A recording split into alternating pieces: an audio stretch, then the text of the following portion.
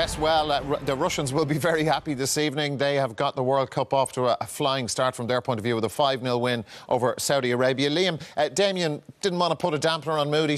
On the mood, he says there's still, as you heard, it doesn't quite paper over the cracks. Russia, certainly not the finished article. What did you make of it? Well, technically, I think they have their problems, but physically, they're probably one of the biggest sides in the.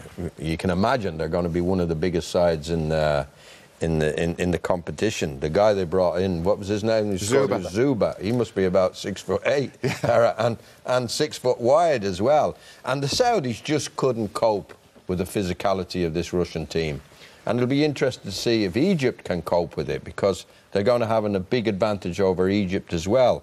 But Zobnan and Gadzinski in the middle of the park, they shielded their ageing defence. They got tackles in. The Saudis just couldn't break them down. They couldn't get beyond them. It was physicality that won the day, plus Golovin. He was the guy who pulled the strings, made several goals, scored a great goal at the end. And I thought the Saudis got tired. They were game. They gave it their all, but they got very, very tired that last half hour, and you could tell that the Russians were going to overpower them. Eamon, thoughts? Yeah, well, the first thought is that anyone who saw Russia in the Confederation Cup last year or remembers them from the European Championship when they were awful will be surprised by that result. I thought they were very, very good, because don't forget, last weekend the Saudis lost 2-1 to Germany, and Germany had the full team out with the exception of Ozil, and they didn't quit. But I thought the Russians were hugely impressive, because you have to, you have to beat these teams and take your chances and scoring 5 goals and keep the tempo up in the second half, which they did. Now, as Liam and Damien have said, the naivety of the Saudi Arabians was exposed. But to expose it, you've got to do well. And I thought they did really, really well. But I also take the point that Damien made, that they've got to play Uruguay and they've got to play Egypt.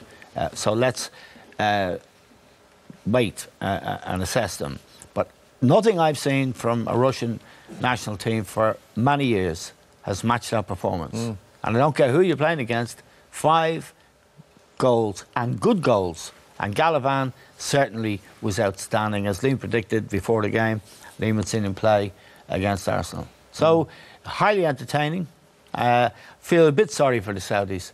They gave everything they had, and you can't do more than that. Yeah, and we mentioned about the goal difference, Damien. Like, you would imagine, sure, that the Saudis are game, and they did get tired, they kept going. But, like, Egypt will beat them, surely. Uruguay will beat them as well. Yeah, you feel sorry for them. Like I said, they had a proper go at them, but they were just happy to keep the ball, as Ronnie said in commentary, without any real product, as you'd imagine. I just hope that, listen, they're going to be the whipping boys of the group. I hope it's not 5 every game. But listen, fair play. Yeah, they got here and all, but they ain't going to be going any further. Like I touched on, fantastic. They did the job. Russia, 5-0. But I said the 2 big tests are to come. I think Liam made the point. Liam said that the Russians had done their homework, and I think they did. And sorry, Liam.